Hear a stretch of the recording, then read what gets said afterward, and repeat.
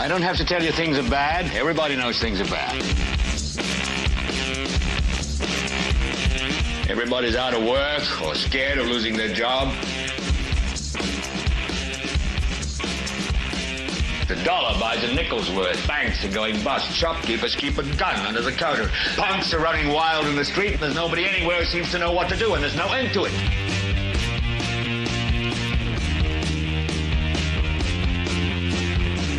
The air is unfit to breathe, and our food is unfit to eat. And we sit watching our TVs while some local newscaster tells us that today we had 15 homicides and 63 violent crimes, as if that's the way it's supposed to be. We know things are bad, worse than bad. It's like everything everywhere is going crazy, so we don't go out anymore.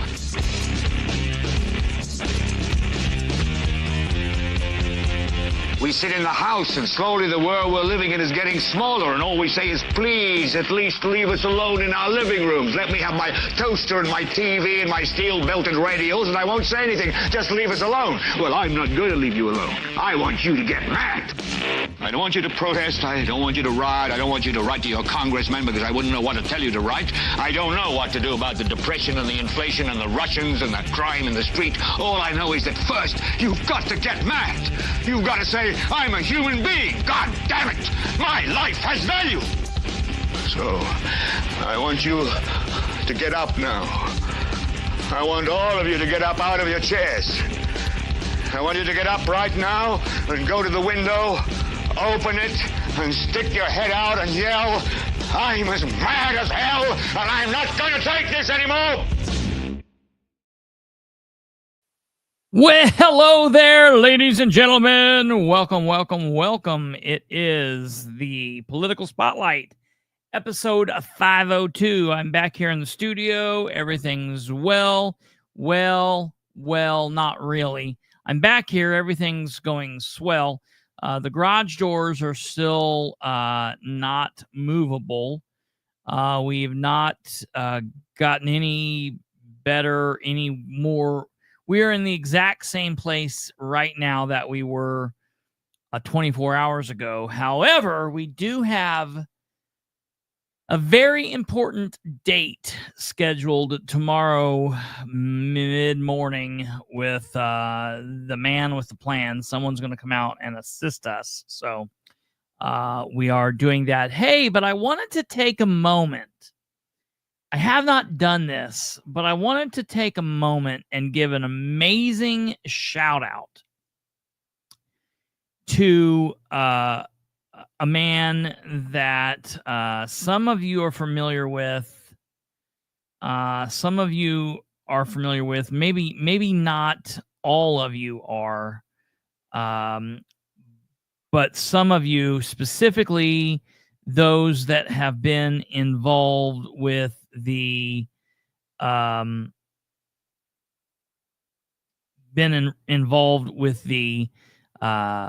solar fight in Delaware County, you guys will know him. Give me just 1 second here. I just want to make sure that we are. Oops, I about messed that up.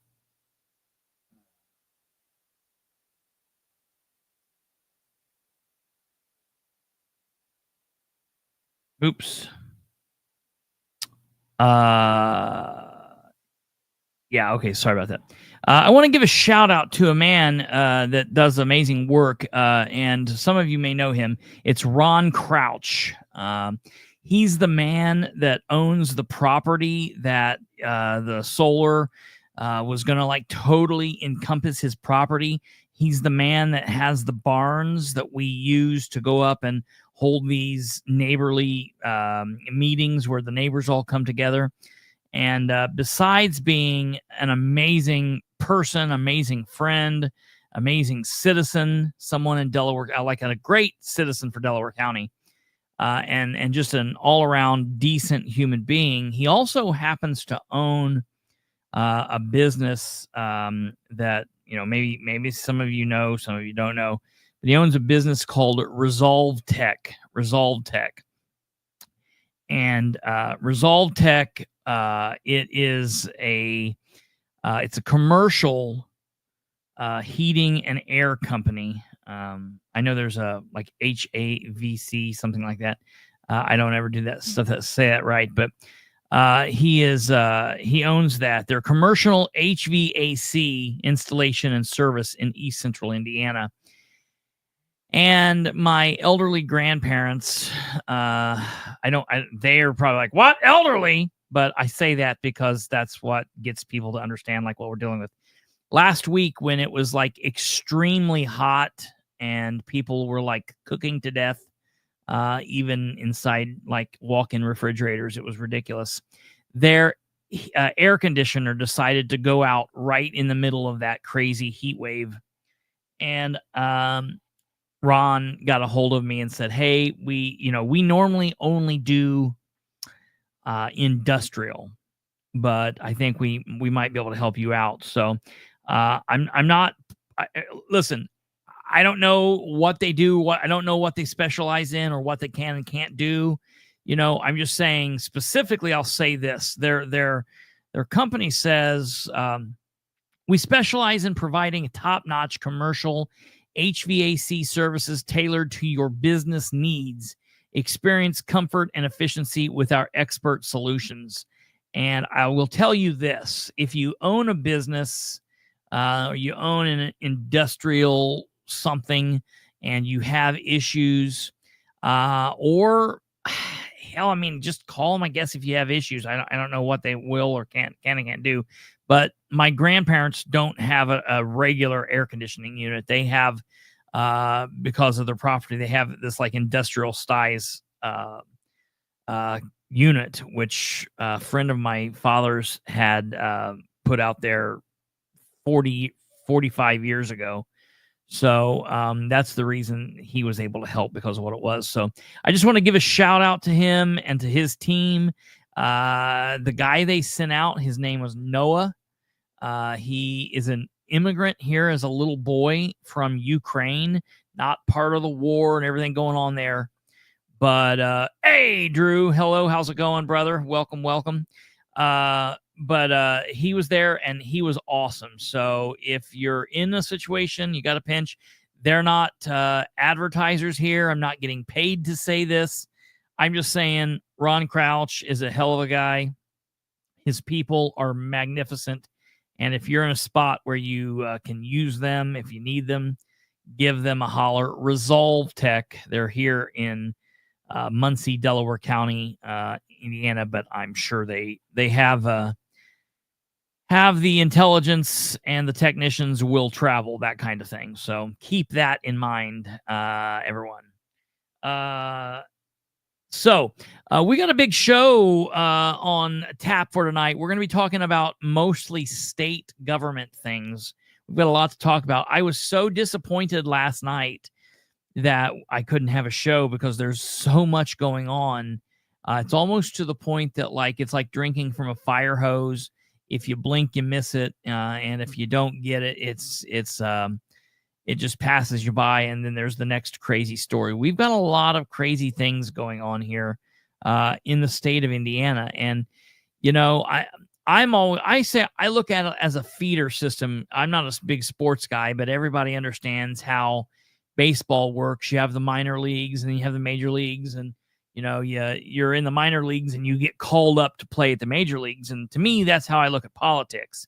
You get people that run on the local level and they do their thing, and then they get called up to the higher level. So if we got shitty people at the local level, of course, we're going to have it at the shitty people at the state level and shitty people federally. So that's what we're going to be talking about. Before we get there, though, I do want to ask you to smash the like button. If you'd please consider smashing that like button, giving us your thumb, because so many of you give us the finger.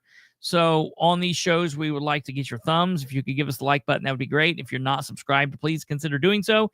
It does not cost you anything, and we would love to do that. We would love to have you here and watching. Hit the bell so you get notified, yada, yada, yada. We're live 5 nights a week, Sunday through Thursday. If you want to communicate with us, you can do that over here. If you're here live being Wednesday, August 6th, 2025 at 9:12 p.m., or if you want to communicate with us via you're watching in the future, and you've got that via the replay button, then you'll want to communicate down below, and you can do that either way, and we will get back with you. So tonight, we're going to talk about a lot of state action, bad actors at the state level, and of just crazy things that are going on at the state level, and things that we need to be paying attention to, and things that we need to be looking at and concerned about and be asking questions about, because I always say that I do my best to not go into people's personal lives, not to do the personal stories here. And, I don't care if somebody's, gay or straight, or if they're black or white, or if you're sleeping with, your brother, or you're sleeping with your brother's mother, or you're sleeping with your brother's mother's father, or whatever. I don't care about all that. I don't care what you do. As long as it is not affecting your duty as a public servant, whatever, And so we try to keep it all political here. We try to keep it all above board, focusing on the facts that matter. And sometimes we have to talk about things that aren't very pleasant, and they're hard to talk about and whatnot. And one of the stories that we're going to be talking about tonight's that, and everybody knows of this, we're not a journalist here. I'm a political commentator.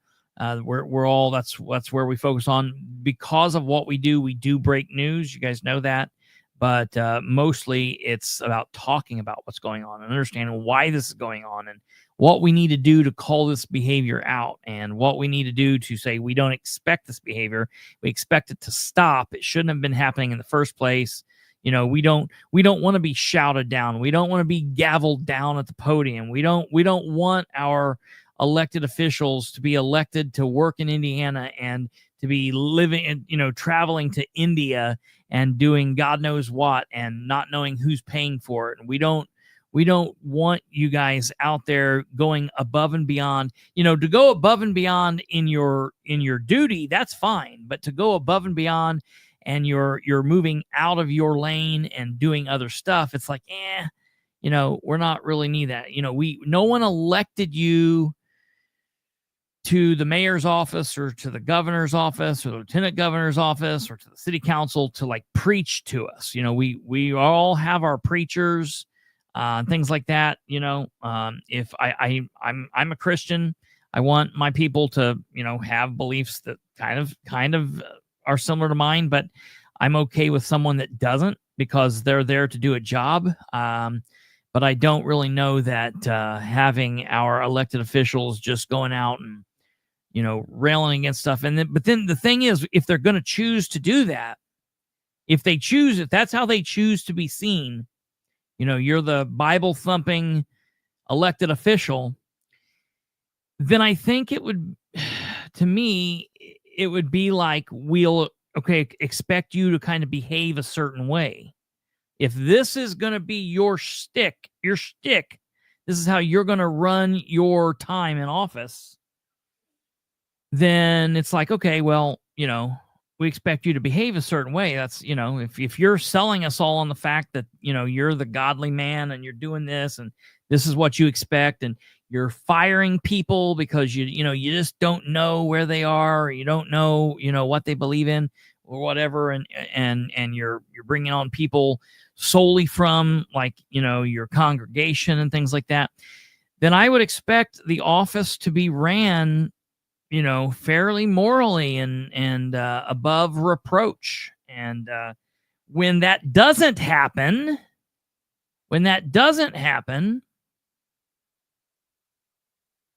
people question, what's going on? If this is your day job, this is the thing, this is the big end all be all. And if you can't even get this right, why do we think that you're getting your elected job right? So that's question. One of those things, obviously, we're talking about Micah Beckwith and the lieutenant governor, his office, kind of what's going on there. They've had a story the last several days. We're going to get into that and talk about that. That's a crazy deal. Beyond that, we obviously are awaiting. I saw one of the comments there. We're waiting Vice President J.D. Vance. We are waiting his a rival in the state of Indiana, and he's going to come in and talk to, I imagine only the best and brightest. He's going to talk to the governor and, people within the Republican Party that are, really, really doing great these last couple months. And I guess they're going to be pushing redistricting, which we just did a couple years ago, 2020, 2021, maybe, because COVID disrupted it. So I think they did it in 2021. So they're going to be talking about that because I guess Texas is doing it or looking at doing it. I guess California is looking at doing it. So, because Texas and California is doing it, we want to do everything that Texas and California does, right? So we're going to be looking at that. We're going to be looking at evil Ed Soliday. Representative Ed Soliday is on the attack again. Evil Ed is back at it. And I'll tell you, the people up in his district need to get rid of him. He doesn't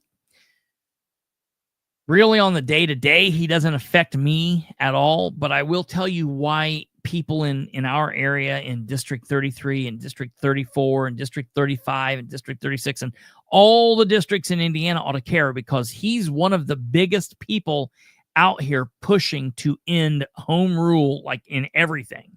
He wants to take away the decisions from your local officials, and a lot of you are like, well, my local officials suck.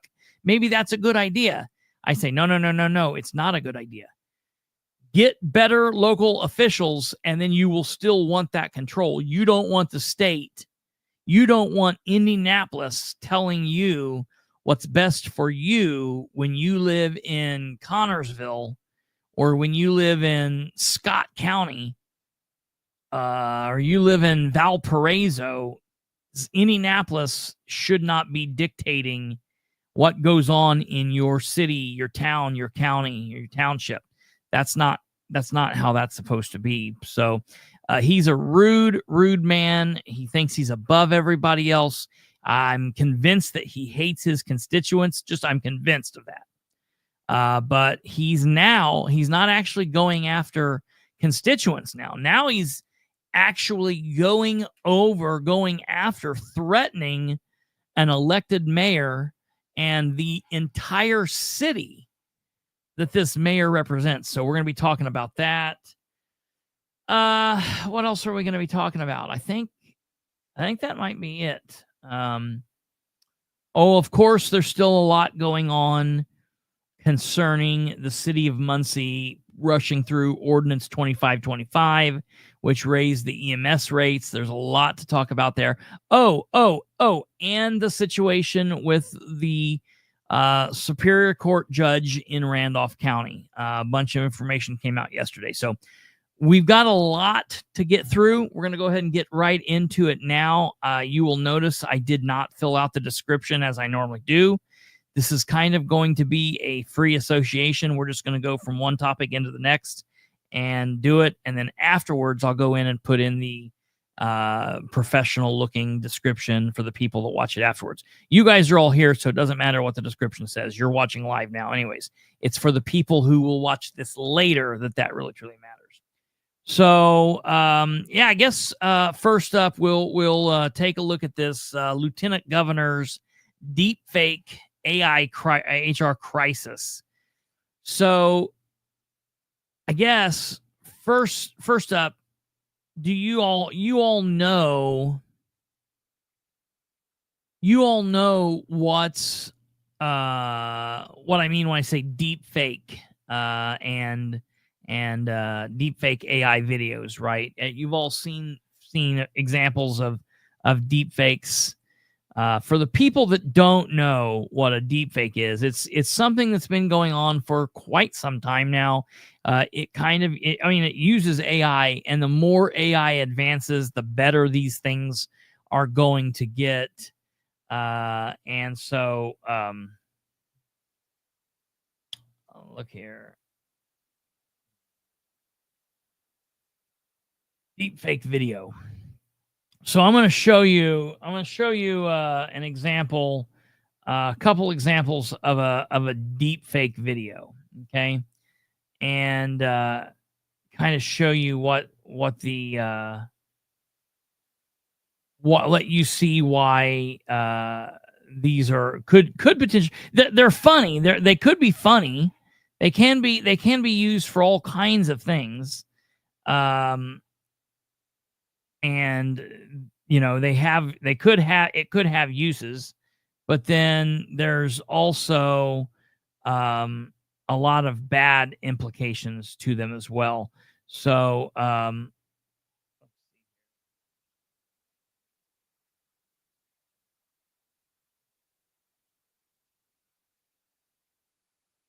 okay.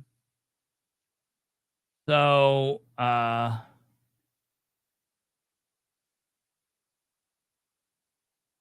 right here.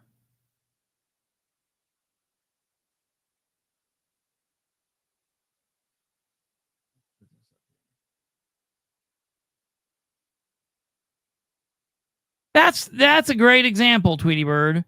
Like the babies that people are seeing that putting up videos. My mother's going through a bunch of videos, all the little babies talking for Theo Vaughn, the comedian that has a podcast. She's going through and watching all of those. And those are funny. They're cute. That's kind of a funny thing. And it's like no harm, no foul, whatever. WIBC did a video the other day where Rob Kendall gets punched in the face by somebody. Comical video. Rob was okay with it. They did it. So, all right, watch this. Watch this. This is a good example. We're entering an era in which our enemies can make it look like anyone is saying anything at any point in time. That might look like President Obama addressing the nation, but it's not. It's actually actor and comedian Jordan Peele impersonating the former president, mixed with old video of Obama that was manipulated to match Peele's words. This is an example of what's known as a deepfake. It's a growing trend that's sweeping the internet. The technology can be used for some harmless fun, such as editing actor Nicolas Cage into movies he's never even starred in. In my world, it needs hope. Well, here it's... The video on the left is the real video. The video on the right is a deep fake of Nicolas Cage with his face over this actress's face. So that's what the deep fake video does there. Yes, this is actually a thing.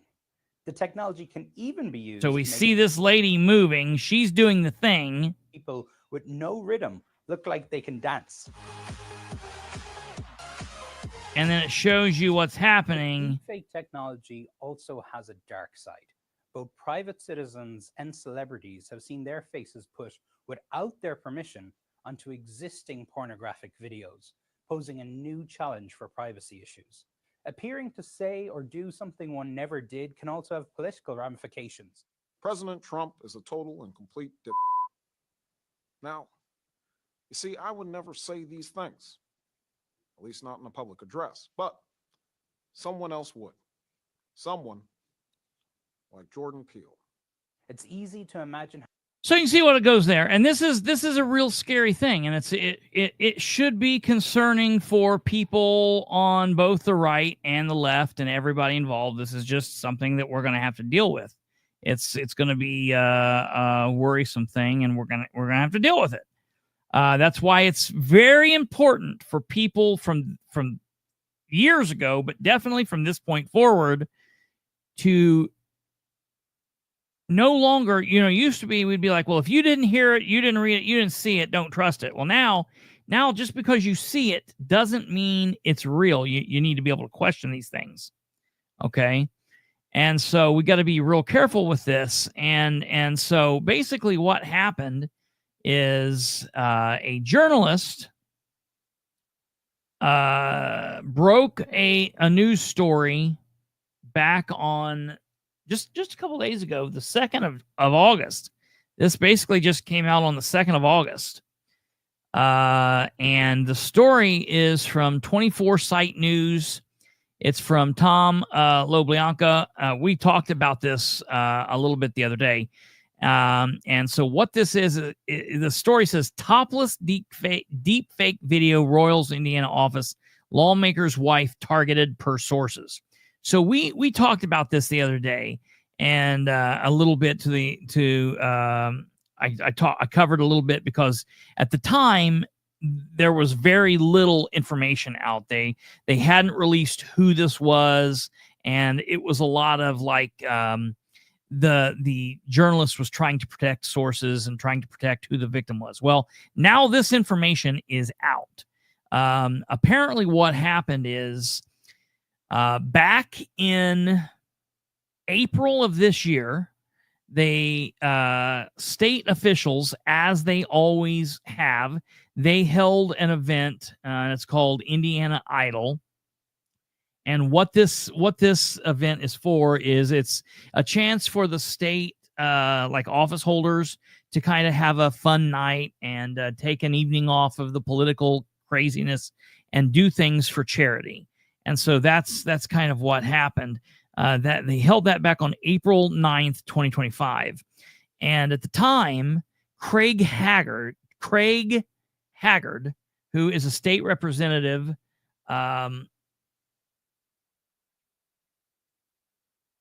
Indiana state representative from the Indianapolis area. He's in District 57. And so his wife was actually allegedly a victim of this. So back on April 9th, Craig's wife participated in this talent show, and there was video taken of his wife. And that video was, for whatever reason, here's the thing, I don't know that I've seen anyone say why they specifically targeted her. I don't know if anyone, I don't know if, someone liked her and did this because they thought she's like pretty and they're weird, or someone hates her. I don't really know what the deal, why they targeted her, but for whatever reason, they targeted her and they used this video. I don't even know what the original source video was. She was doing I think she was singing or something in this talent show. And they took this video and they made a deep fake video, putting it on X-rated pornographic content. Okay. And for whatever reason, the next day, allegedly, top staffers, not like the people sweeping the floors or, volunteers, but really high-ranking level folks inside of the lieutenant governor's office, and these people have been named. One of them is Greg Pullis, who is the deputy chief of staff for the lieutenant governor, and he's also apparently, quote unquote, the ethics officer. I find that kind of funny. He and Devin Norick, who is the contract attorney for the lieutenant governor, and apparently some are even saying that Beckwith saw this. They watched this, they looked at it, and that instead of saying, hey, that's inappropriate, what are you doing with that? Get that off your phone, delete that. What are you doing?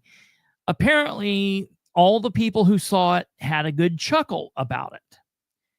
And that's kind of what happened. And then it kind of made the way around the office, and a few more people saw it. And that's when people started saying, wait a minute, I don't know that this is appropriate. I don't think that this is okay. And it was reported to other folks, and it's kind of unclear at this point if anything was done, if an official report was made and if official report was not made. And then on August 3rd, 24 Site published his first article documenting staff involvement in the video viewing without releasing any of the information. Then August 5th, Marion County prosecutor Ryan Mears, who normally doesn't step up to do anything, he actually said, his office said that they were going to begin probing this. Haggard actually comes forward issuing his statement, okay? And at this point, look, it's kind of a he said, she said. The reporter on this, the man that reported this initially, the gentleman from 24 Site News, is like a big time reporter. Used to write for the Indy Star. He's been a part of the AP. He's written for a lot of national institutions. He's been on Fox TV. He's been on CNN, Fox News, CNN. So he's kind of a big time journalist. He's the one that wrote this. And it's not like he's not a gossip person. He's not there to do the gossip. So, you know, even though he's protecting some of his sources, I just don't feel like he would have released this without something being there. You know what I mean? He's protecting himself, because look, if this is just gossip, he's saying he very well could be sued over. So I fully believe that something's there. The issue is that's going to get taken care of. If this has been on people's phones, doesn't matter if they've deleted it, you know, they can get search warrants, they can find all that stuff. That will come out. The issue for me is how Micah handled this. And once again, it's the issue of the day with Micah. It's how he handles everything. He does not handle anything like someone that I thought we were putting in the lieutenant governor's office. I thought he was going to be a man of morals and a man of, having a constitution and standing for the Constitution and doing the right thing. But instead of saying I can't talk about this. This is an ongoing issue. We're looking into this. We will, I feel terrible. He steps up and is like, no, that did not happen. That did not happen. It's, I don't know that it happened. If someone's looking at pornography in the office, that's fireable offense, but it did not happen. So he pretty much stepped away from it immediately. Then not only did he step away from it, he started pointing fingers at a person that he just recently apparently terminated, and that's been under very hush reasoning. And she's actually came forward and said, look, I'm dealing with some stuff in my personal life. I've got some sick family members. I'm dealing with that. I am going to speak at some point, but right now I'm focused on my family. And this person is a stand-up person. So, everyone's kind of giving her the space to do what she needs to do. But Beckwith decided to push this off on her, that she was just basically a sore loser. And she was, kind of making up things to tell, kind of, talking out of school essentially. And I don't believe that for a minute. And what's interesting here is Craig Haggard has come out and he's taking shots. He's taking shots at the governor. He apparently has contacted the governor's office, and the governor's office, instead of acting like we would think they would act, saying this is horrible and we'll look into this, and if something like this, because listen, at the end of the day, this is a crime. If the person that did this was caught, there are federal crimes, there are crimes already on the books at the state level.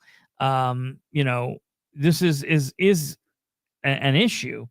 But the governor's office was very strange about it. They just basically said, well, we've got nothing to do with the lieutenant governor's HR issues and or any other elected officials' HR issues, and basically wash their hands of it.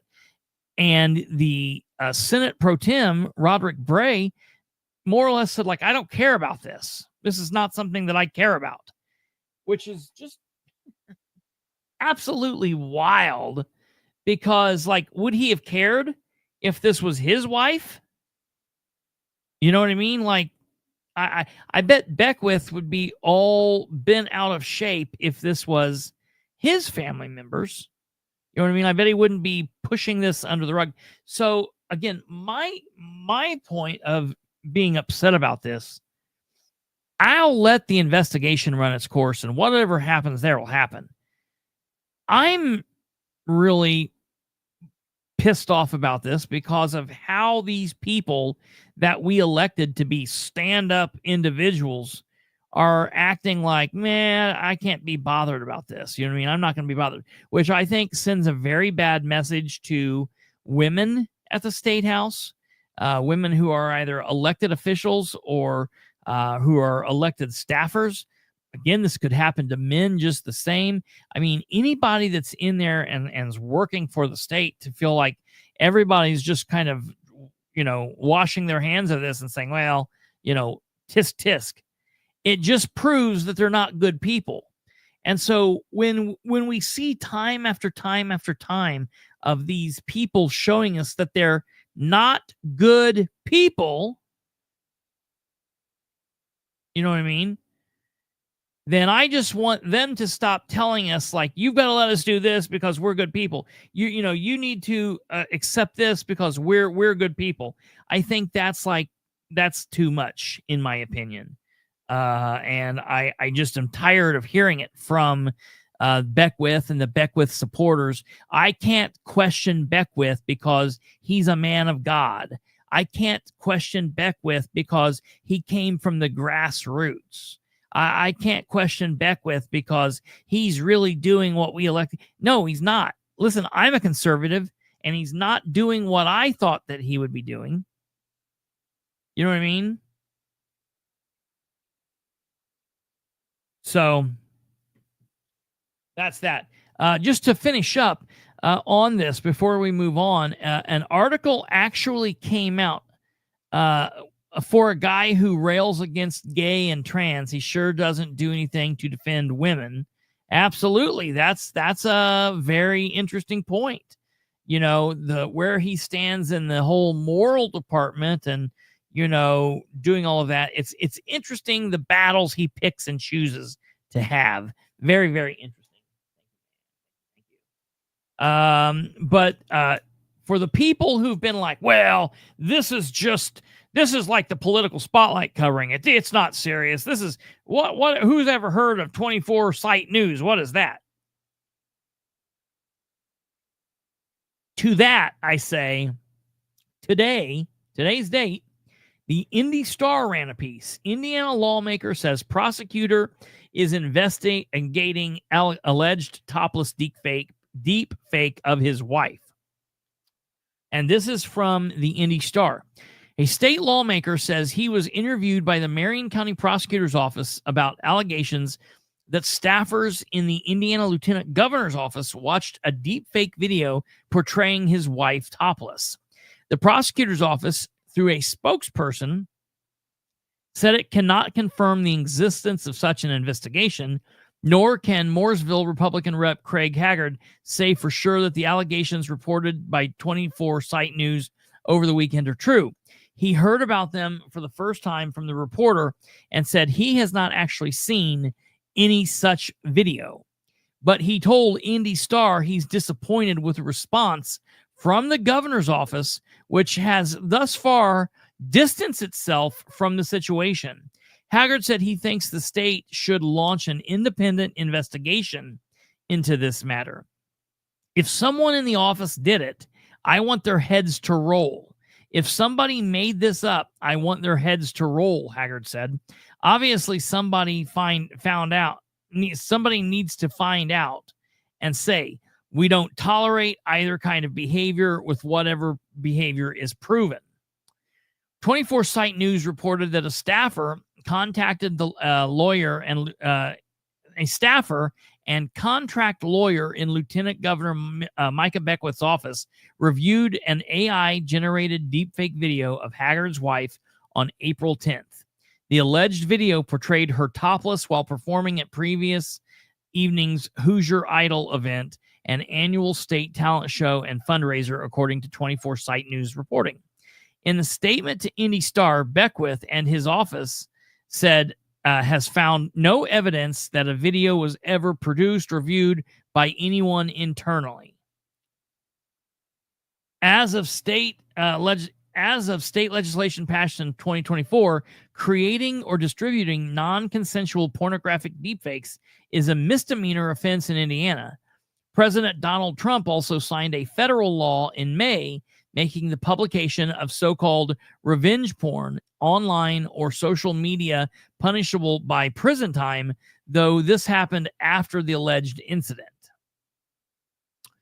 A spokesperson for Governor Mike Braun told 24 Site News Monday that the governor's office does not have the authority over the lieutenant governor's human resource matters.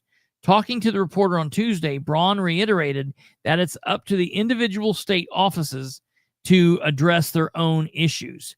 If it were in my office, there would be quick getting to the bottom of it and full accountability, and I would expect that would be the case there. He said, "You never know what you're going to hear over the weekend. That was a different one." Haggard said he would like to see the governor acknowledge the allegation for what it is, serious, and in Haggard's words, horrible. "I'm a husband and my wife comes first," he said. "You can beat me up, that's part of the job. But when you drag my wife into it, the husband side, the Marine side comes out and takes over. Okay, you just picked a fight," he said. So this is where we are. I like that he's standing out. I like that he's not holding back. There's reports that he also took some shots at Senate Pro Tem Roderick Bray, which I like anytime we can throw him into the mix, especially if he's doing something stupid.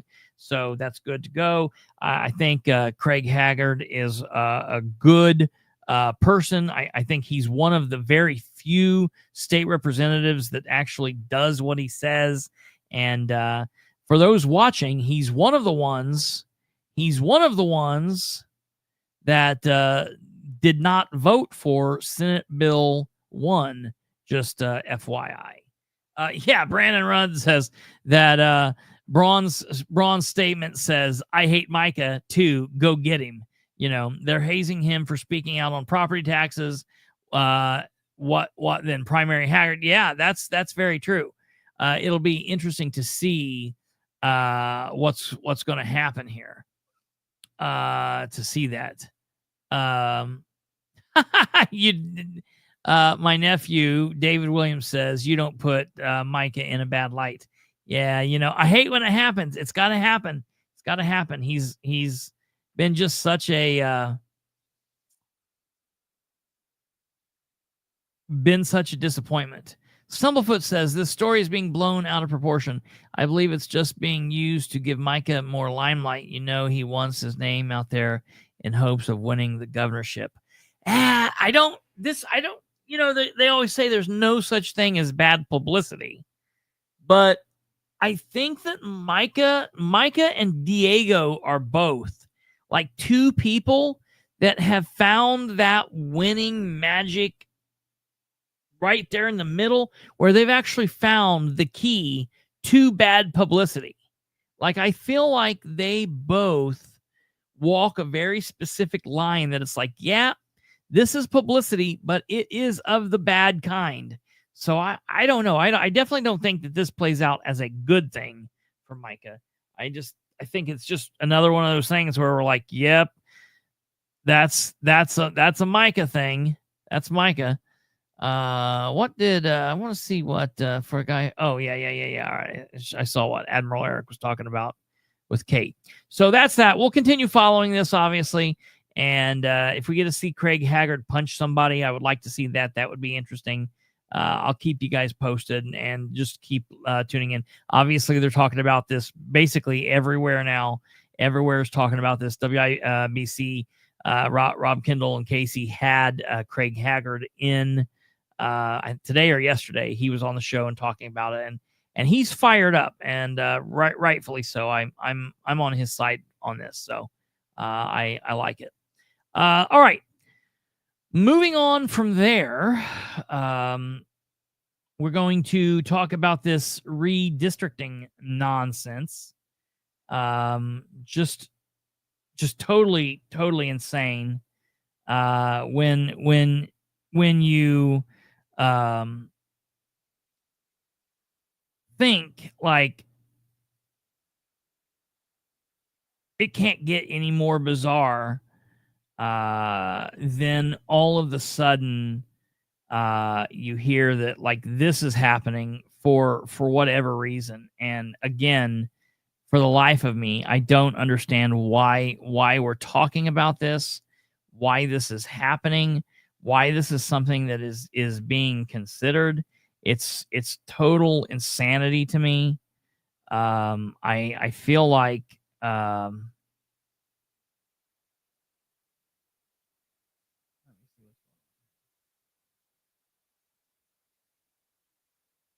of course that's shut down, obviously. Give me 1 second here.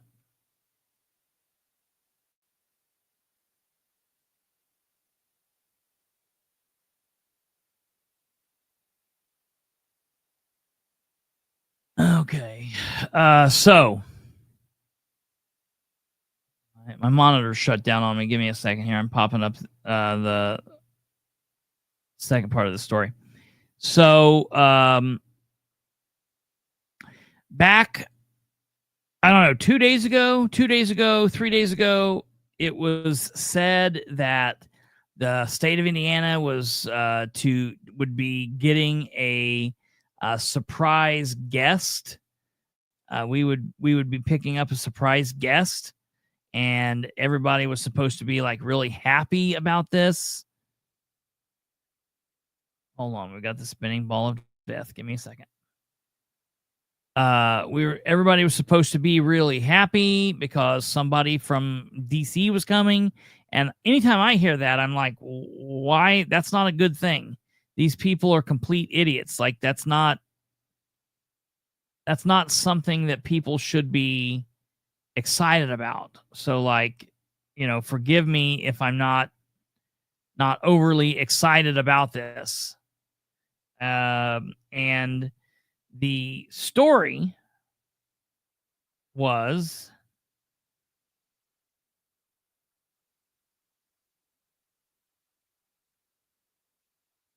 waiting for this ball of death to stop. The story on this was that JD is coming. JD Vance. We'll call him Vance because I don't want to confuse him with the other horrible JD. JD Vance visit to Indiana amid push for redistricting. Will Braun call a special session? Listen, that's all I got to hear. I don't even need to read or hear or know anything else. And that's the whole thing. Braun talked about how calling a special session to deal with the property tax fiasco was pointless and nonsensical. There's no reason to do it. There's no reason to even talk about it. It's not something that would be considered. But now, literally, because Papa Trump is sending down the second string to lean on Braun, and Braun's like, oh, this is finally my chance. I might get to touch somebody that's touched Trump. Now we're going to consider a special session to do something that we just did 3 years ago. Keep in mind, we're only supposed to do this every 10 years. We do it after the census is taken. So, this is nuts that this would even be considered. So Vice President J.D. Vance will be in Indianapolis tomorrow, Thursday, August 7th, speaking with Governor Braun and other Republican legislative leaders about the possibility of redistricting the state's congressional districts amid the Trump administration's push to increase the GOP majority in the House. Now, let me tell you here, all right, I'm going to be very clear. People are going to be like, see, Bilbrey's a Democrat. He's not a conservative. They're going to not let me come to the picnic Saturday. They're going to be like, you can't come to the picnic on Saturday. I'm a conservative.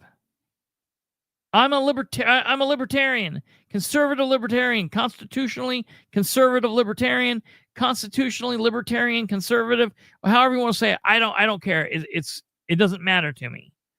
I'm not a progressive from the left, and I'm not a Democrat. I'm not those things, but I'm not a conservative. And I'm telling you, from my point of view, I don't really need any more Republicans at the moment. I don't want any more Republicans at the moment. I want to give some back. I want to cash some in. I want something to change. Indiana has a supermajority of Republicans. Redistrict to get more seats so we can have even more Republicans. Because if you can't get it done with all Republicans everywhere anyways, what's another 1 or 2 Republicans going to do?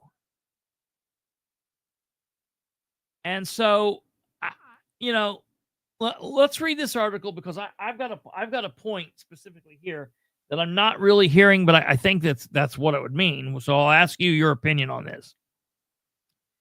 Vance plans to meet with Braun, House Speaker Todd Houston of Fishers, and Senate Pro Tem Rod Bray of Martinsville.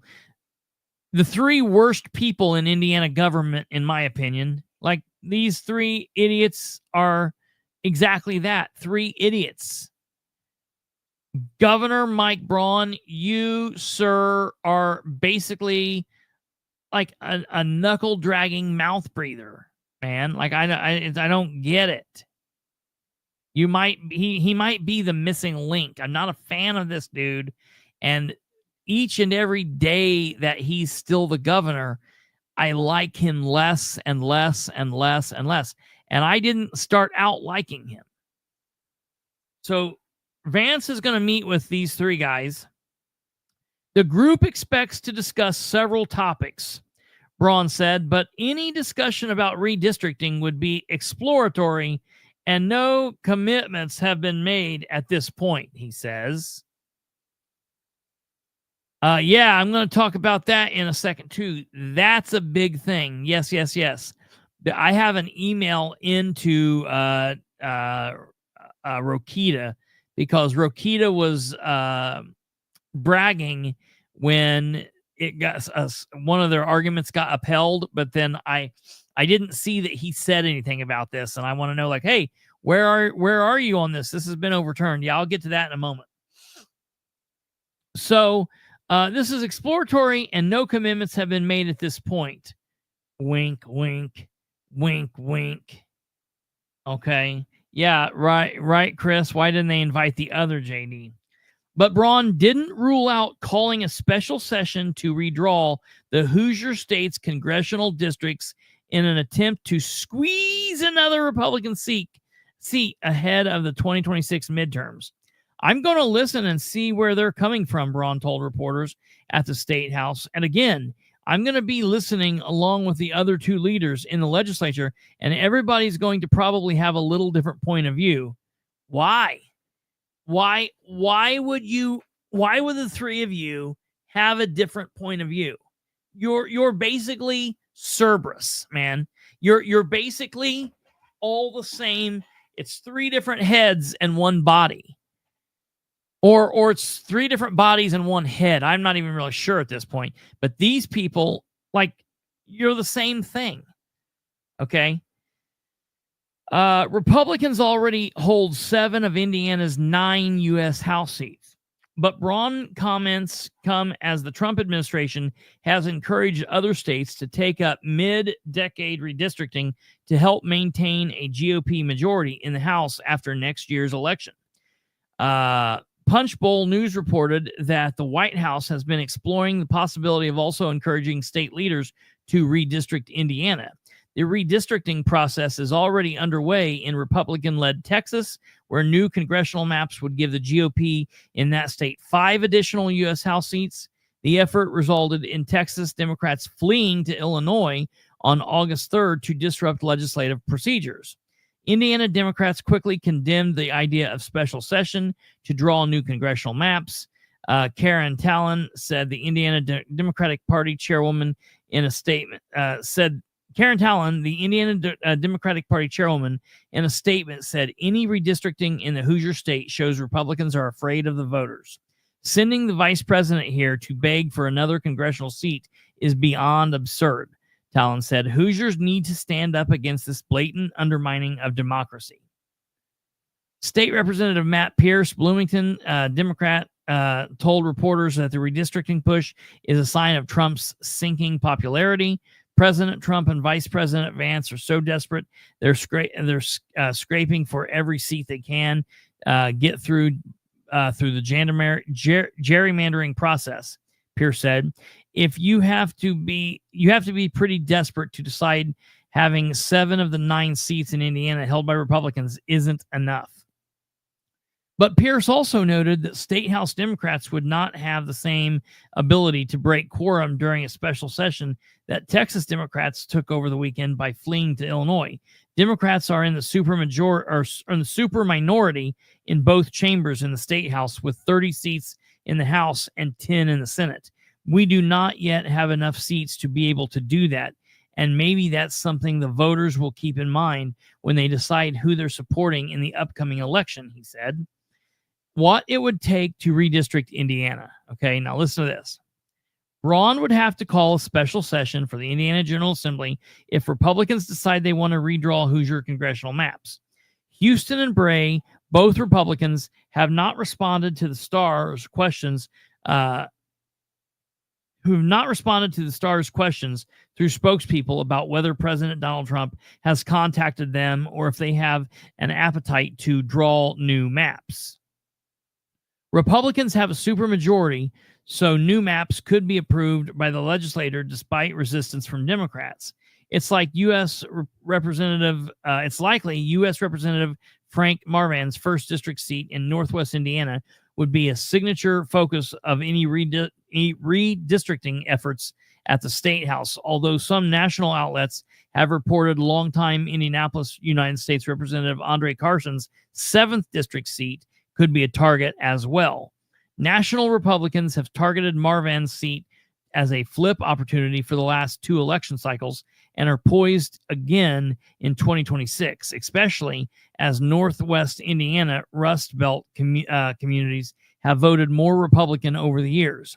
I think this seat is one that belongs to the Republican column, House Speaker Mike Johnson told Indy Star in 2024, but Marvan has still defeated the Republican challengers, winning re-election in 2022 by nearly 6% and in 2024 by 8 percentage points. A press contact for Marvan's office did not immediately respond to questions from the Indy Star. When did Indiana last go through redistricting? This is important. State lawmakers went through redistricting in 2021, following the 2020 U.S. Census, when they made changes to both State House and congressional maps at that time. Republicans left Marvan's seat alone. Instead, they further cemented Geo Greep on the 5th Congressional District after now U.S. Representative Victoria Spartz defeated Democrat Christina Hale by 4 points in a nationally watched race in 2020. Since then, Spartz has won general election contests in 2022 and 2024 by double-digit percentage points over the latest Democratic opponents. In the 2021 congressional maps, but the 2021 congressional maps also adjusted boundaries of the 6th Congressional District, now represented by Republican U.S. Representative Jefferson Shreve, who's a complete idiot, to include the southern portion of Indianapolis. Some Republicans at the time criticized the move as potentially minimizing the voices of more rural communities in that district. Now, here is what I'm concerned about. So they keep talking about this just being the U.S. House, U.S. House, U.S. House, U.S. House. My thing is, I don't know if they go in and redistrict this. I need to look and see what the law is. And I don't know if you know, Kate, or not, but I know that when they redraw the lines every 10 years, they redraw the Indiana congressional districts that go to DC. They redraw that. They redraw the Indiana State House districts, and they redraw the Indiana State Senate districts. So they redraw all three every 10 years. Now, they actually went 11 years last time because of COVID. They should have done it in 2020, but at the end of 2020, but because of COVID and everything, they went into 2021. And they redistricted. I don't know what all of the maps around Indiana look like, but I'll tell you, they really did some major changes to District 33, which is J.D. Prescott. The state Senate District 27 and 26 both got made real funky. So my question is, if they do this, is this just the Indiana congressional districts, or do they have to redraw all three? I don't know what the ruling is there. I'll say this. I think it's stupid to redraw one without the others, but I think it's stupid to redraw them all. We've got a couple more years. Wait till the next time. But to redraw, and I don't care if it's my team or the other team, to redraw just because we're trying to scrape out another seat and we're trying to do all this extra shit just to get this done, that voters should say no, because what they're doing is they're saying it doesn't matter what you do. We're going to do this in a way that it doesn't matter. That's them saying they don't need us. They don't care. If they're going to redraw something, they should draw a certain representative and a certain senator away from representing me. Just kidding. I'm not really for this nonsense, whether it's state or national. Yeah. This is crazy. And the fact that he's giving time for this and saying like, oh, no commitment's been made, but I'm going to listen. We're going to listen. And we could consider calling them back. That just needs to let everybody out there know who's fighting for lower property taxes or no property taxes. That's not going to happen under Braun. It's not going to happen because he had the chance to call back for a special session the Indiana General Assembly for Senate Bill 1 for a better deal for property taxes, but he said no, it's nonsensical. We're not going to do that. But yet, if he's going to call in a special session for something this stupid, then you can just know, no, there's no more fight. He's done what he's going to do with property taxes. My only hope is, and it's like the last hope, that the folks out there in Union School Corporation, now enrolling, Union School Corporation, my only hope is that they defeat the state in their lawsuit and it overturns Senate Bill 1 all the way around.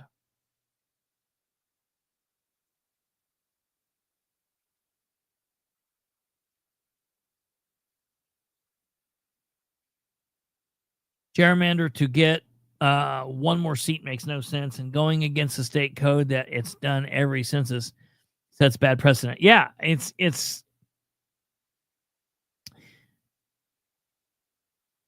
I don't know. Like, almost if this happens, it will let me know there's no point. It's not even, it doesn't matter even voting. Getting people mad, like literally no point.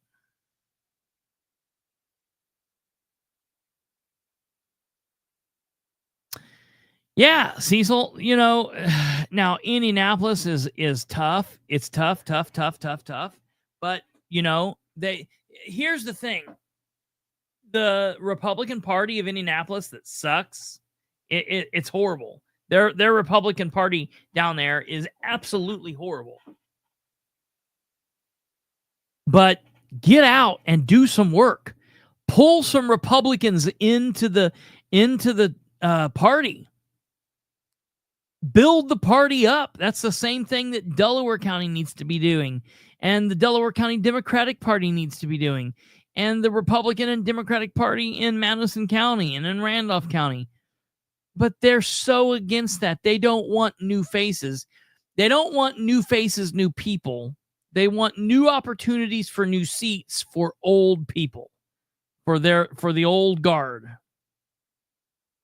They don't want you or me or her or him or them. They want their guy. They want the establishment. I think they're fine with leaving Carson where he's at as long as they could flip Marvin. I think they'd be fine with that. You know, if they could figure out a way to carve Carson out of there, you bet your ass they're going to do it. But I think they're like, yeah, we can look, what's it matter? Well, if we it's like what goes on at the Indiana State House.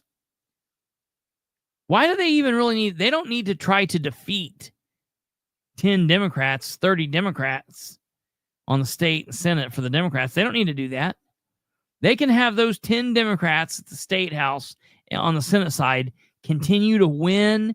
When they retire, hand it down to your son. Let your son come up and win as a Democrat, because you 10 people there, you can't do shit. You don't do anything. You don't scare us. You can come. You can not come. We'll do it without you. They don't even behave in a way that is consistent with the party platform, so it doesn't matter if they gain or lose seats. Well, that's a pretty interesting thought there as well. You're right. They do not act appropriately in accordance with their party platform. And again, that's part of the reason why the lawsuit that the young man filed, Ortka, that's part of the reason why that lawsuit must go forward, and hopefully he can pull it off, because it will be at least demanding the state party to stay within its platform and to do the things that they have fought and argued over. And it will give the lower voices, the smaller grassroots, the David against Goliath, it will give them that bigger chance if they do that. So that's the reason I'm all for that. I might not specifically be a fan of Joseph Bortka or how this is done or how that's done, but the suit I'm a fan of in every which way possible. So, yeah. So obviously we'll follow this. I wrote, as soon as I found out that J.D. Vance was coming, sent off an email and was like, hey, I want to have a chance to talk with him. I don't know if it was received or not. Maybe they'll get a hold of me. Maybe they won't. But if I can get a statement from him, I will do that and let you know. We left King George for a reason. An 8 Republican seat of districts is not hard to do. 9 is tough, as you have to split Marion into thirds. Yeah. Stumblefoot, do you know what is? Okay, let me do this here. Just 1 second. Get this back up to running smooth. Okay. So we'll keep you posted on this. I'll try to maybe squeeze in something with Vance. I'm not holding my breath, but I did send out the information, and I'm going to fight for it to see what's going on. But I'll keep you posted. Okay, so moving on from the redistricting. All right, this is the big thing. This is what I wanted to talk about. This is all I've cared about this evening. This has been the big thing. Evil Ed is back at it. So do you guys remember back during the General Assembly's session when we were watching, I don't know what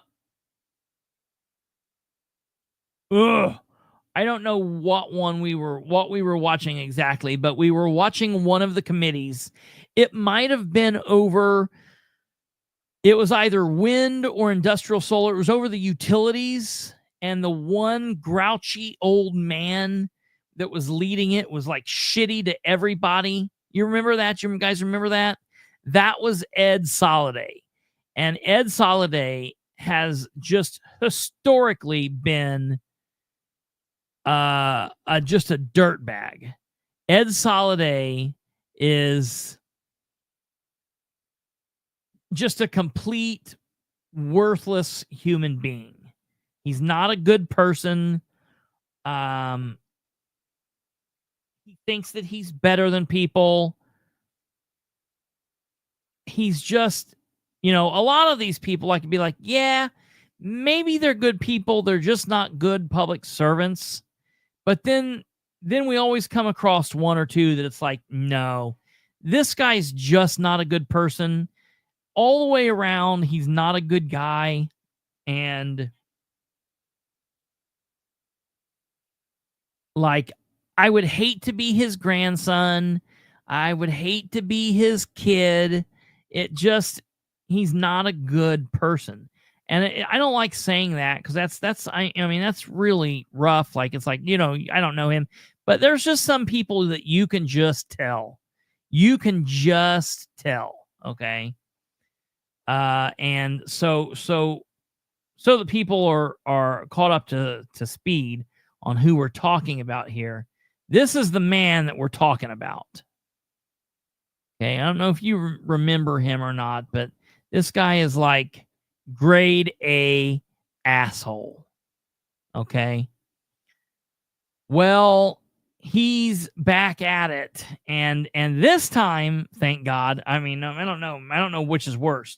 Normally, he's yelling at, snapping at, making fun of, saying derogatory things to constituents that are coming to talk on the record in these meetings, and he just absolutely hates them. He's not there to listen to them. He just does not give a shit about what they've got to say. Well, it's not just the citizens that he hates. No. He also hates mayors and entire cities. So there is this little city up in the northern part of Indiana. Okay. And it's called Portage, Indiana. Okay. This is Portage. Show it to you like this. Here's the community where Portage is. It's like up in the region. It's, you're a region rat if you live there. And here's the area. Okay. This is the city. What you're seeing here is the whole city. Okay. And it's a large city in Indianapolis. It's more or less a suburb of like Chicago, that whole area right through there, like Maryville and all of this. Okay. So it's not just like it's not just like a little podunk nothing. All right. They've got their things. It's a real city. Portage is in Porter County, and they have a population of right at about 38,000 citizens. Okay, so 38,000 citizens. So that kind of gives you an idea. It'd be similar in size to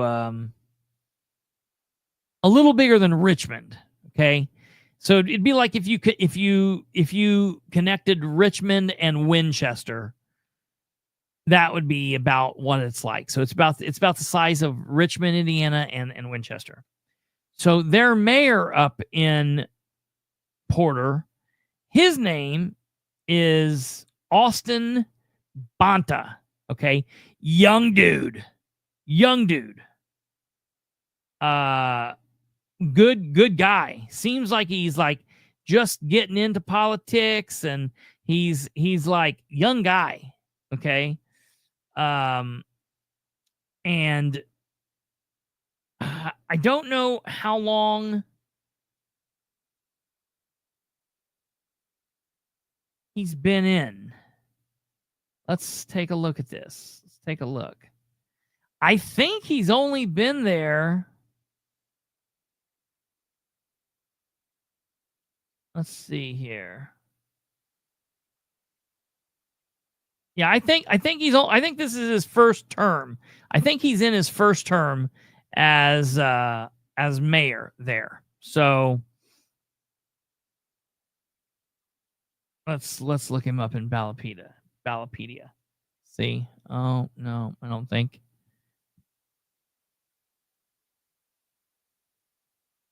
Let's see here.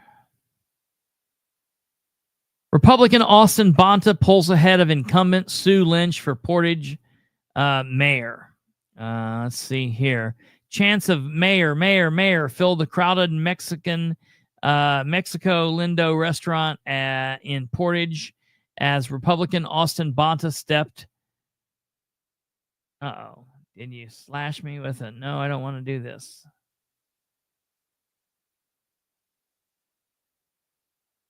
No, maybe they're not going to let me read it. Well, to hell with that. Anyways, I think he's a first-time mayor. So seems like a good dude, young guy, and he had some thoughts, and he decided that he was going to take his thoughts to social media back on July 28th. And this is what Austin Bonta had to say. This was in a Facebook page, and he shared this to the citizens of Portage and other elected officials and whatnot. He says, catching up on my messages, this is from July 28th this year. Catching up on my messages, I've been getting a lot of them from families who are very upset about, and in many cases scared about, how much their electric bills have been increased by NIPSCO. I want to start out by making it completely clear that I understand. I've also been shocked by the impact it's had on my own house. As the mayor of a city in Indiana, neither I nor the city council have any legal authority over that electric rate. If cities in Indiana had such legal authority in our state, I'm sure things would be a lot different. However, NIPSCO's rates are under the authority of the Indiana Utility Regulatory Commission. Remember that. Okay? Remember that name, the Indiana Utility Regulatory Commission. A state entity led by 5 voting commissioners who are all appointed by the governor of Indiana without any kind of legislative confirmation process, which approved this increase. So the governor appoints these 5 people to this commission. Our Portage City Council did pass a resolution and sent it to the IURC, calling on them to not approve the rate hike like NIPSCO was seeking. And I'm sure that other cities and town councils across Indiana did the same thing. However, such resolutions don't have any legal authority, but are public statements from a legal body. Okay? He goes on and he says this. There is a growing movement in Indiana calling for some or all of the commissioners on the IURC to have to be elected in their positions by Indiana voters after looking into that idea. I'm also in agreement with that. Just as our local trash, stormwater, and sewage rates have to be approved by city council members who are elected by their constituents, it makes sense to me that on the state level of things like the electric rate across such a big stretch of our state would be best handled with at least some elected commissioners. That said, until such a change or even better idea can be implemented in the state of Indiana, my goal with this post is just to explain the current situation. Okay? So that's a good post. It makes sense. He's letting people know what's happening. And he's letting people know, I'm not happy with it. And we're trying to fight back, but we have very little we can do. And this is what the deal is. So that's what he's saying there. Yes, thank you. Thank you, producer Carrie. So that is what he had to say there. Okay. And I like what he had to say. To me, if he was my mayor, I would be very happy with that statement. You know, I get where he's coming from. So let me look here and tell you all who is, let's see here, about us. Okay. So let's see who the 5. So the Indiana Utility Regulatory Commission is Chairman Houston, which is Jim Houston. He was appointed on September 3rd, 2014. His term expired April of this year, so he's not on there anymore.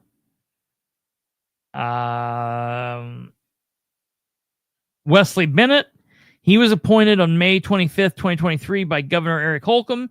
His term expires April 1st of next year. Commissioner Sarah Freeman, she was appointed on September 19th, 2016 by Governor Pence. Her term expires in January 1st of 2026. Commissioner David Valletta, and he was appointed by Eric Holcomb September 14th of 2022. His term expires January 31st of 2028. And lastly, Chairman David Zigner, he was appointed on August 25th, 1990 by Governor Evan Bayh. and his term expires on April 1st of 2027. So my question is, let's see if we can find out who the newest appointment to the Indiana. Who was the newest appointment to the Indiana Utility Regulatory Commission in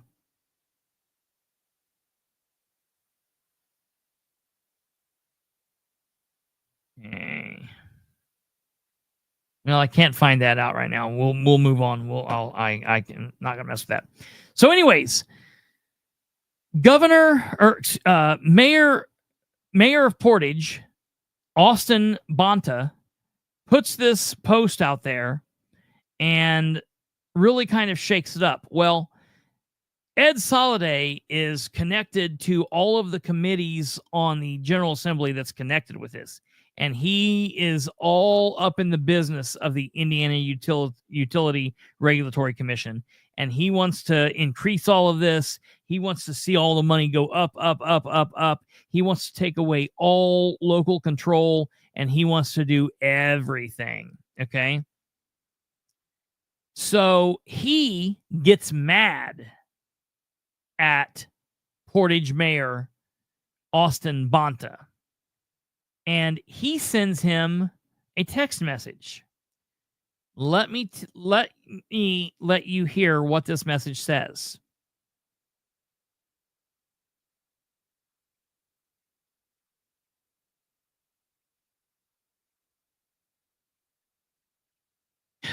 This guy is such a turd. State Representative Soliday says, Mayor Bonta, I want to thank you for your very enlightened comments on the IURC and rate increases. Exclamation mark, exclamation mark, exclamation mark, exclamation mark. Like 4 of them. Maybe 5.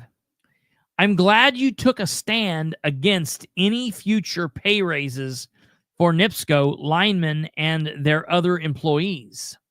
I'm additionally thankful that you took a position against meeting the inflationary cost of replacing our aging electric infrastructure.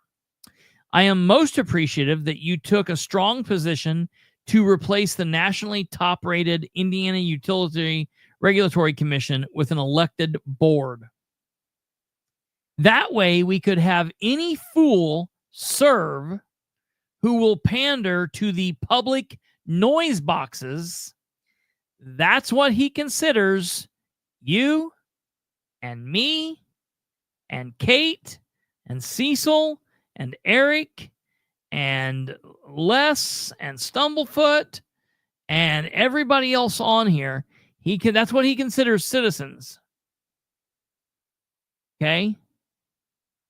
Public noise boxes with no qualifications. Then he says, big mistake, Mayor, in all capital letters. Maybe next time, get the facts before you blow off on public policy. You and Redstone make a heck of a pair. Question mark, question mark, question mark.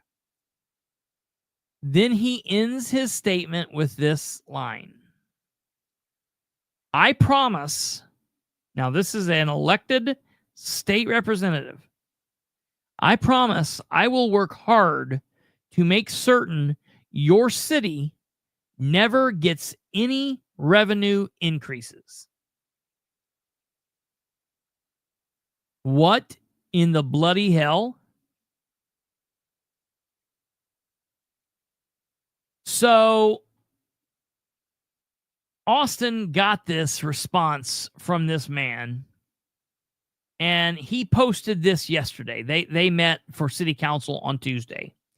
And he says, at tonight's city council meeting, I disclosed to our city council and the public that a member of Indiana's state legislature, Representative Ed Soliday of Indiana's 4th District, has communicated his intention to hurt our city and our city's governmental financial to hurt our city's government financially stating to me, "I promise I will work hard to make certain your city never gets any revenue increases."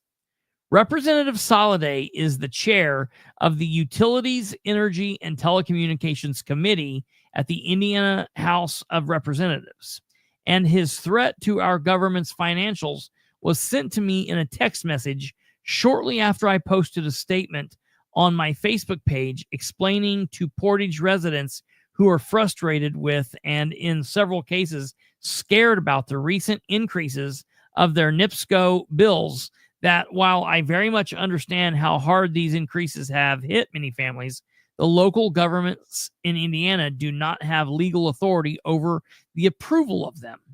I also mentioned that there is a growing movement in Indiana calling for some or all of the commissioners of the Indiana Utility Regulatory Commission, the state entity that does approve or deny NIPSCO requests for rate increase, to have to be elected by Indiana voters. And that was an agreement that I was in agreement with that proposal. This first half of my statement, that electric rate increases are approved by the governor-appointed members of the IURC and not by local mayors and city councils, is a fact. It is a fact. The second half of my statement, that I think at least some members of that commission should have to be elected by Indiana voters, is my opinion.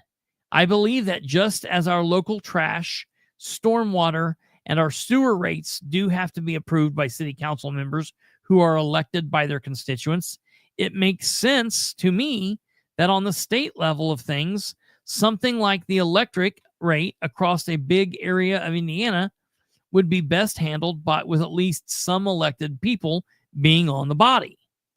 Apparently, after Representative Soliday either read my statement or was shown it by somebody, he went and sent me a text message to express his disagreement with what I had written, with sarcastic statements and some claims about my views, and then ended it with his promise to go after the city of Portage financially. To be clear, Mr. Soliday has the freedom to express his opinion on NIPSCO's rate increases and on the Indiana Utility Regulatory Commission just as much as I do.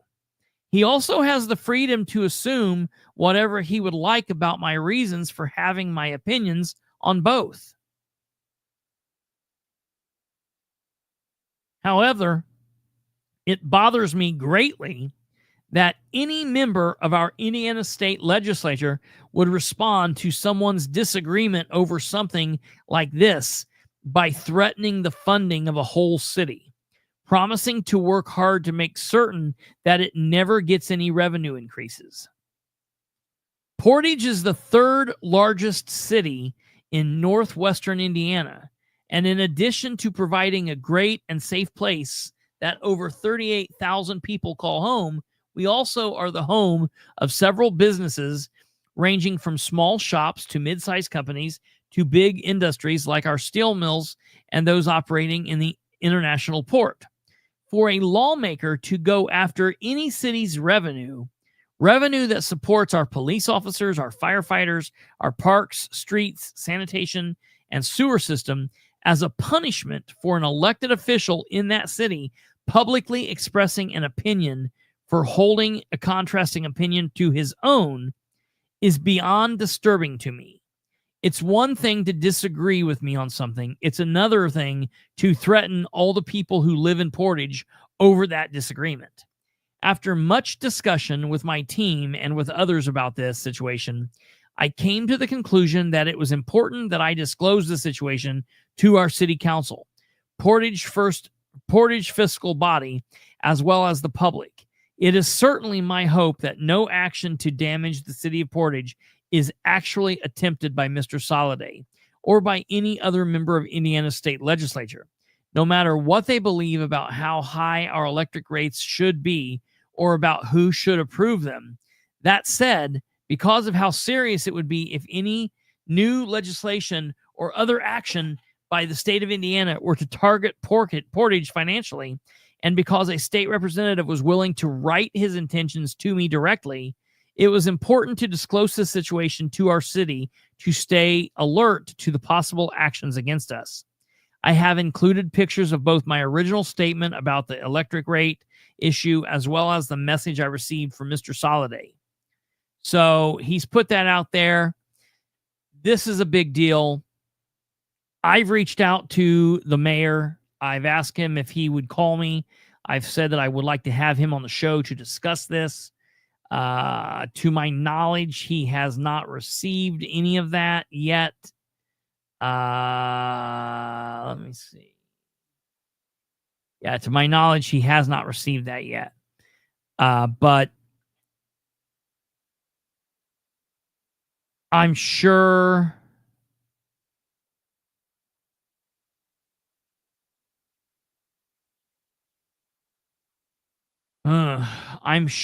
that he will get in contact with me because I've heard from people around him, from his team, that he is willing to talk about this. Sorry, I was looking at a message there. And I know for a fact that he is going to appear on 93.1 tomorrow with Kendall and Casey. And so it seems like they snagged him before I did. I would have loved to have had him on before he was on there. It is what it is. Sometimes they catch us, sometimes we catch them. It is what it is. But I'm glad that he's going on there because, in my opinion, this is something that every person in Indiana needs to know.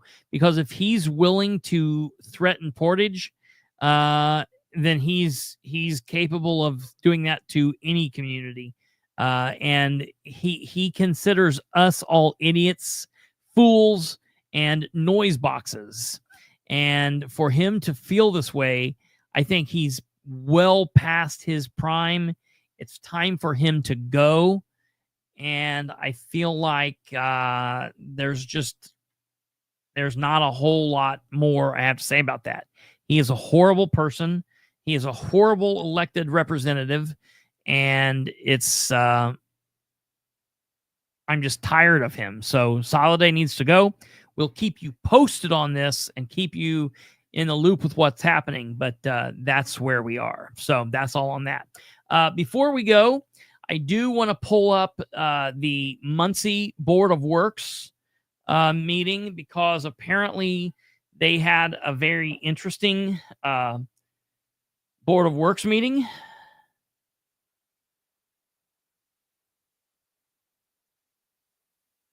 Today. So I'm going to play this. It's 3 minutes. So it's give me a second here. All right, watch this and we'll be right back.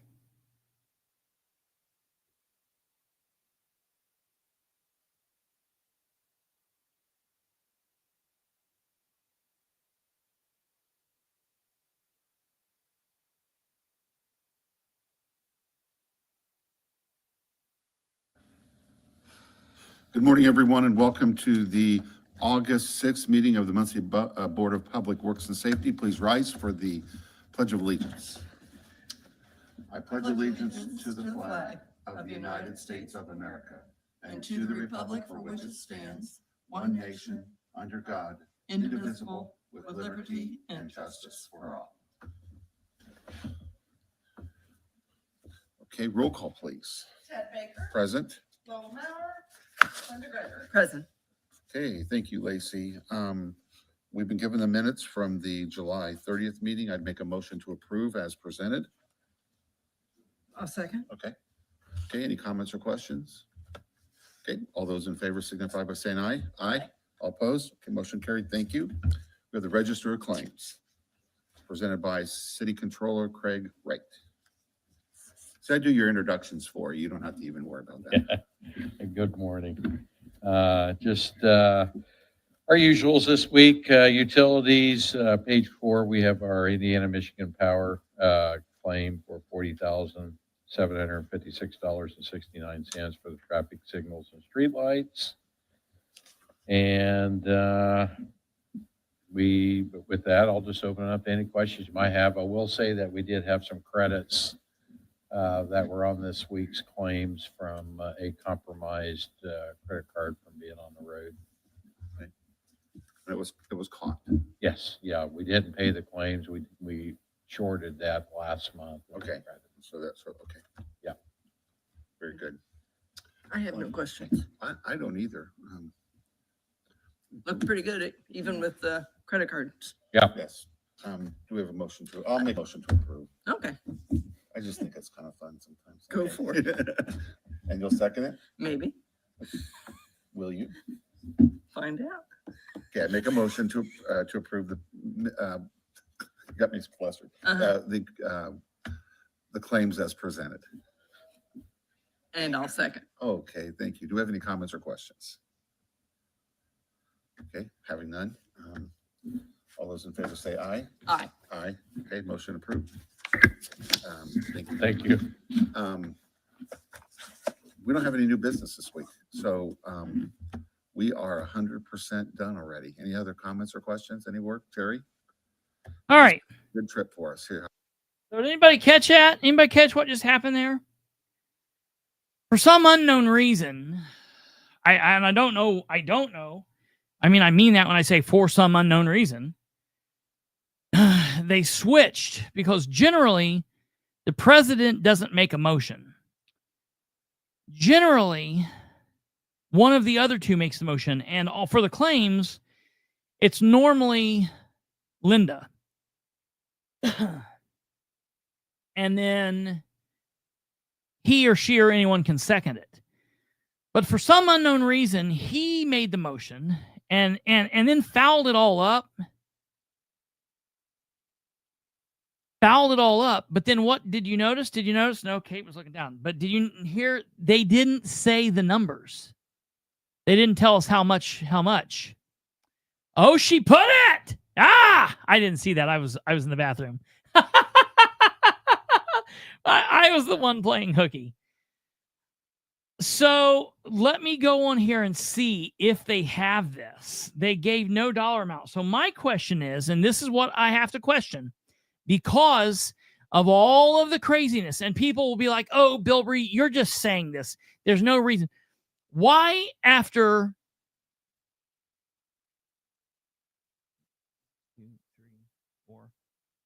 6 years of doing this, all of a sudden today did they do it differently? And because of that, they didn't say the numbers. Because normally someone makes it, she makes the motion, she says it, and then she reads it off. Why? Like here's what we'll do. We'll go back and we'll look at another meeting and just watch through this part. And this is how we'll see. This is how we'll see exactly what's going on here. Muncie.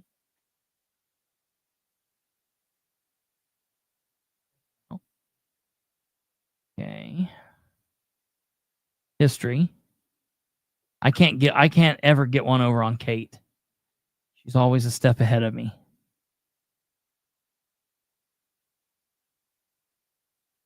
Always. Board of Works. Okay, Board of Works from July 30th. Preach.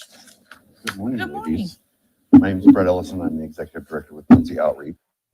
No, this is not a good one because they're not all three there. Hold on.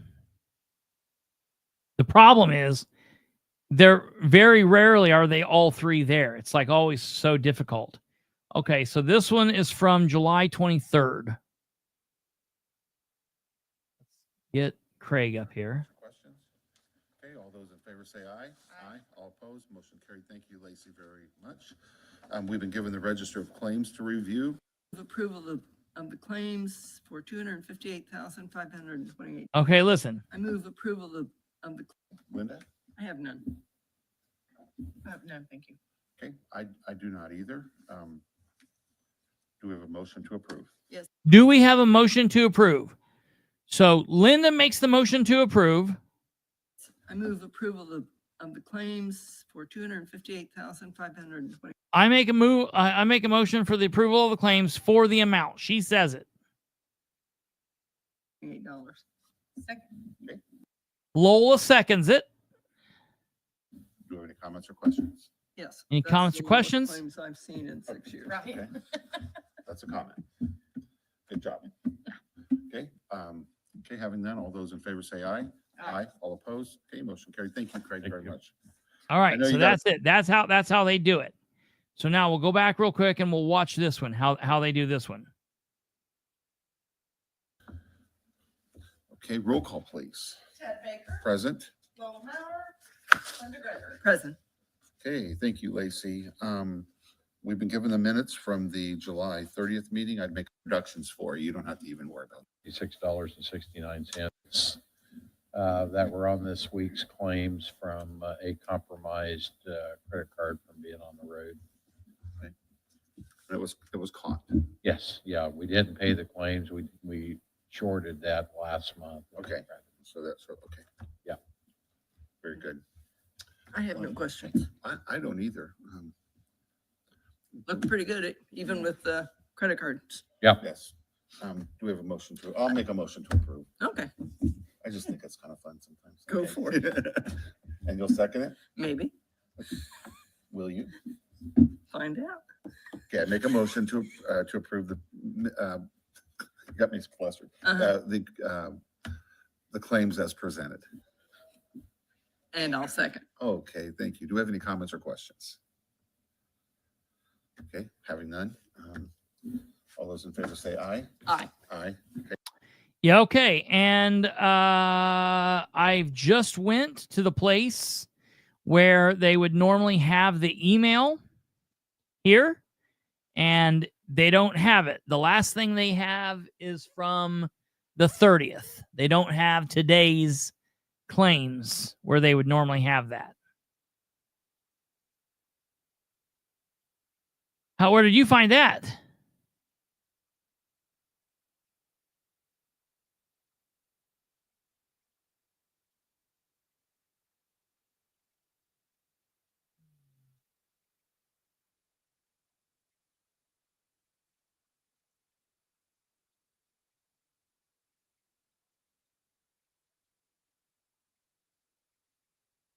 Controller's office. Okay. Are you looking through are there claims there? Is there anything weird? Like per se? Let me go take a look through this controller's office. We'll do this together, people. So here we are. We go down to the city controller.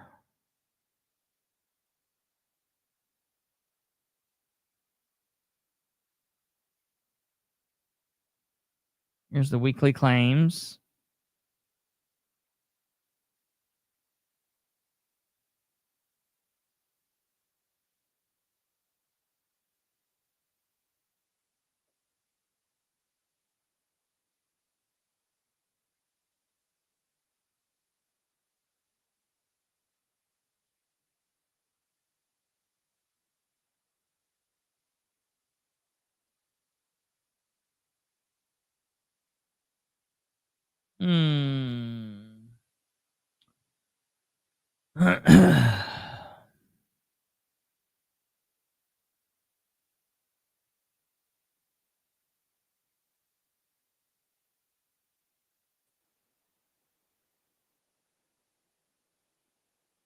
Anything you see? Well, Flatland Resources, 42,000. Flatland Resources, 42,000.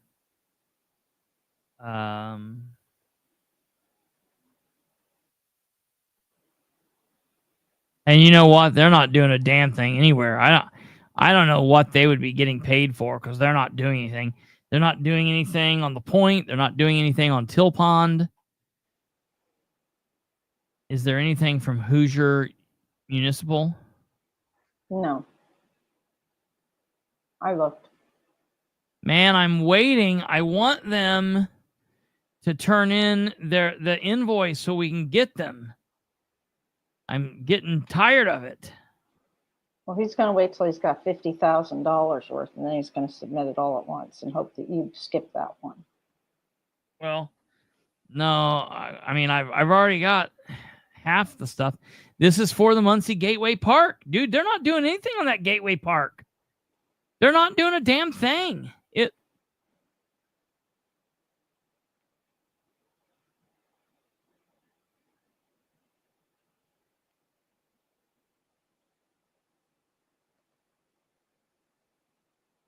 Gavin Green, Iron Man.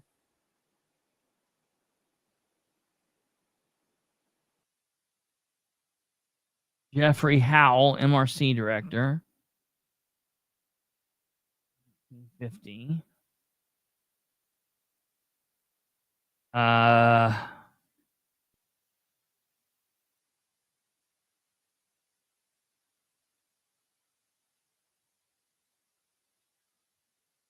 HML.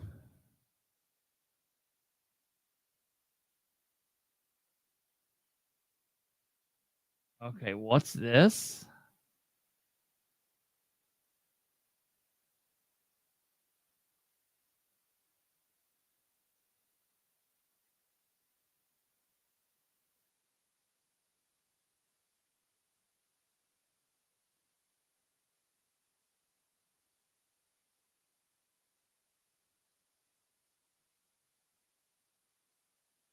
Oh, I'm going to have to go back up and see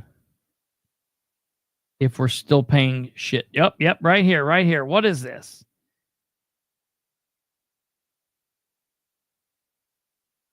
We're paying $269 for the power for the crisis center, and I'm still getting messages from the crisis from people who are listen to this. This is an unknown person. Okay.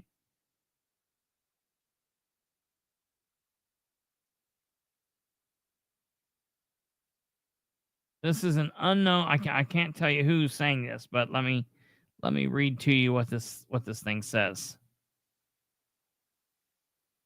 I can find it. Yeah, right here. Reaching out to you because you have the ability to reach many people. I am aware of things going on at the crisis center that is a serious issue. They are locking doors and not assisting people in need. And I said, what? What's happening? I said, is that really happening? She said, yes. Keeping the doors locked and rerouting people to different facilities. People are quitting there left and right. And then this person said that there's another person that would be willing to talk to me and give me a lot of information. And yet the city of Muncie is still paying these damn bills for this place that's not doing anything. You know what I'm going to have to do? I guess like one day for a week. Maybe I'll do that when it gets cold. I'm just going to have to go and sit and park in the parking lot for like a week and just sit there and just watch how many people come and go. Kind of creepy. And I might pee on myself, but I could do it. I'll definitely pee on myself. I got to the point where it's either a going problem or a growing problem, but either way, it's a problem. I drink too much water for whatever's going on. So, yeah, that's a problem. I don't like what's happening here, and it's not good. So we'll follow this. Look, we've got a lot of information on the EMS rate stuff.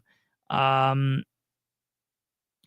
didn't get to the lawyer stuff or the judge stuff. We'll do that. Everything I didn't get to today, we'll talk about tomorrow. But there's a lot of information here.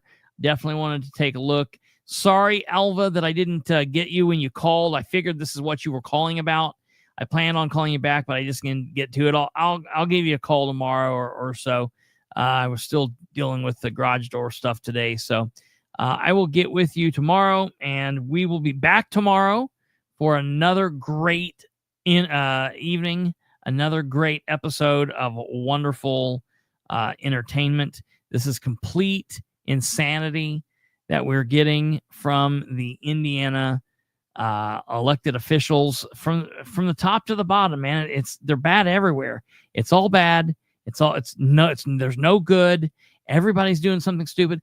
I was talking to a high-ranking law enforcement personnel, and That wasn't Eric Hoffman, so I want to say that right off straight of the bat.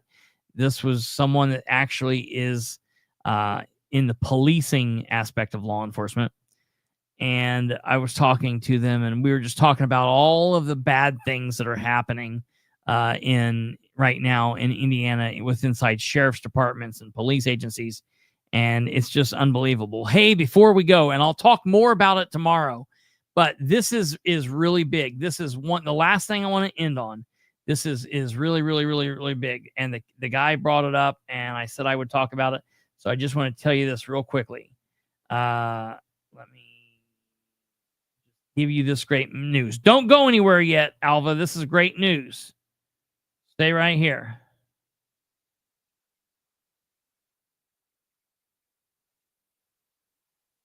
Okay, let me find it here.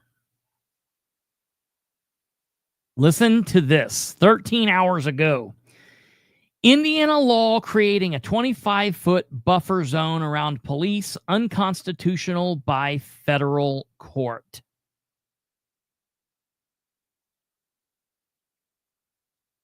Law requiring a 25-foot buffer zone between on-duty police officers and bystanders is unconstitutionally vague, the United States Court of Appeals for the Seventh Circuit ruled on August 5th. The decision should throw cold water on enthusiasm for these new police bubble laws across the county, said Grayson Clary, a staff attorney at the Reporters Committee for Freedom of the Press. The 2023 buffer zone law has been challenged for potential violation of the First Amendment, which guarantees freedom of speech in the press, and the 14th Amendment, which requires due process and equal protection under the law. The August 5th ruling was based solely on the latter. The court stated the law is susceptible to discriminatory or arbitrary enforcement and would grant police discretion to make arbitrary arrests. Police could subject any pedestrian to potential criminal liability by simply ordering them to not approach, even if the pedestrian is doing nothing more than taking a morning stroll or merely walking up to an officer to ask for directions, wrote Judge Doris Pryor, who was appointed by the Seventh Circuit Court by then President Joe Biden in 2022. Lawyers representing the state's case in favor of the statute conceded that officers could tell people to stop approaching for no reason, including a made-up reason or a bad breakfast. That reasoning will not stand, no matter how bitter the coffee or soggy the scrambled eggs, Pryor wrote. The buffer zone law enforcement has been on hold since September of 2024, when a federal judge presiding over a lawsuit filed by a coalition of Indiana media organizations, including the Indy Star, ruled that the law was too vague to be enforced fairly. Additional proceedings will take place to determine whether the law is permanently blocked for all Indiana residents or the parties named in the lawsuit. A June 2025 U.S. Supreme Court ruling sharply limited federal courts' ability to issue injunctions that affect people other than parties in the particular lawsuit. In practice, because the Seventh Circuit has already made clear that the law is unconstitutional on its face, it would be deeply challenging for the state to enforce it, Clary said. The law was established in April of 2025 by House Bill 1186, which made it a Class C misdemeanor offense for anyone who comes within 25 feet of an on-duty police officer after being asked to stop. In a separate ruling in May, the Seventh Circuit Court of Appeals ruled that the law was written does not violate the First Amendment.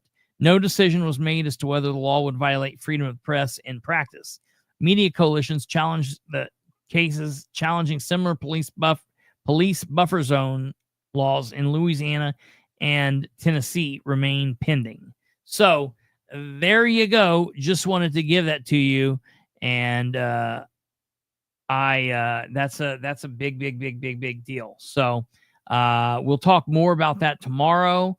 But I just wanted to put that out because I had somebody that asked me specifically to talk about it, and I wanted to get that out there. I wanted to share that. Alva, I'm sending it to you right now. You've got it right there.